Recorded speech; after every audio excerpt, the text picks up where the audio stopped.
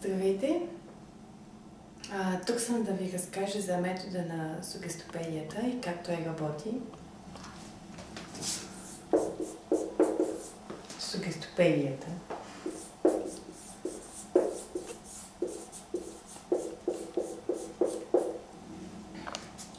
Това е един метод, който е измислен от професор доктор Лозанов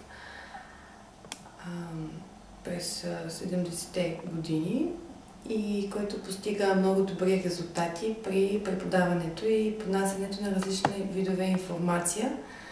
Не само при преподаването на чужди езици, макар че там има доста широко разпространение, при преподаването на други области и теми.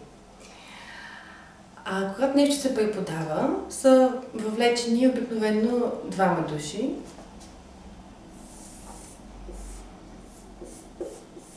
Човека, който преподава, и този, на който му се преподава. Това е учителя, а това е ученика.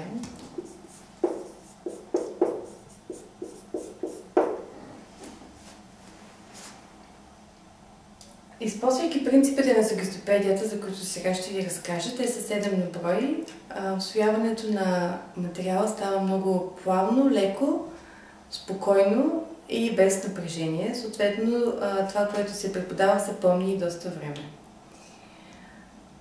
Учителя, запознат с начина, по който работи сугестопедията, когато поднася материала, спазва 7 основни правила. Ако те липсват, ефекта не се получава. И сега ще разкажа за тях. Нека да си ги представим, че те са клончета на едно дърво.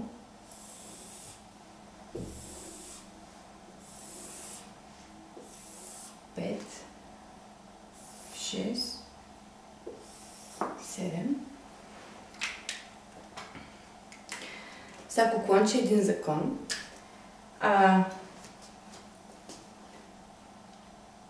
Първият закон, който учителя съблюдава при поднасянето на нещата, това е закона на любовта, който гласи, че ако учителя няма любов към ученика и учениците, информацията не може да бъде предадена по най-лесния и траен начин. От тук следва, че когато любовта отсъства, трудно е да се осъществи връзка с ученика, тъй като липсва емоция. Всъщност последните изследвания в областта на ученето показват, че емоцията е тази, която прави нещата да се помнят. Ако нещо се поднася без емоция, то е нетрайно и много бързо си изфирясва от главата. Втория закон, на който се подчинява сугестопедията, това е закона за свободата. Законът за свободата гласи, че в процеса на учене учителя трябва да прави така, че ученика да се чувства свободен във всеки един момент, да не се чувства ограничен, също и да няма емоция на страх, защото емоцията на страх е тази, която спира процеса на учене да се развива. Когато има страх и напрежение, ученика губи интерес към това, което се преподава и не може да усвоява добре и ентусиазма в него всъщност, това, което е по-важно, ентусиазма се губи. Третия закон на сугестопедията, това е закон за чудото, който гласи, че преподавайки, учителя трябва да има такава нагласа в себе си, че всеки един момент се случва или може да се случи чудо. с ученика и неговия мозък може да почва да отключва резервите в себе си. Тук е мястото да кажа, че другото наименование на сугестопедията е резервопедия. Всъщност това е метод на преподаване, чиято цел е отключване на повече резерви в нас.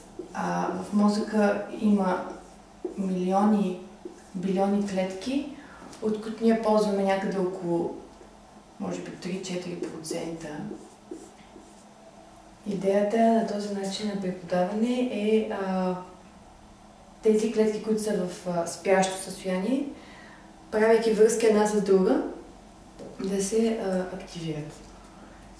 Така, то всъщност точно тази нагласа на чудо помага за отключване на тези резерви в ученика. Така, четвъртия закон на сугестопедията е много интересен. Той е закон за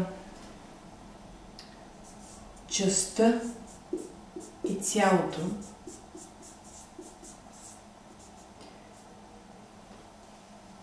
Той намира своето обяснение в това, че всичко в природата съществува като част от нещо по-голямо и бивайки част от нещо по-голямо, преподавайки го него, трябва винаги да правим връзката с цялото. Примерно, ако преподаваме нещо,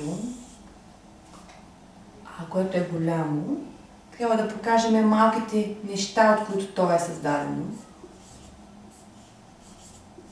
което всъщност помага за усвояването на информацията по-добре. И обратно, ако преподаваме някаква мъничка част от нещо, винаги трябва да правим връзката и с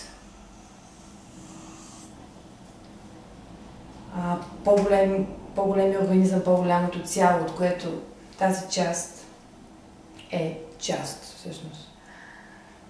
Така, това е закона за частта и цялото.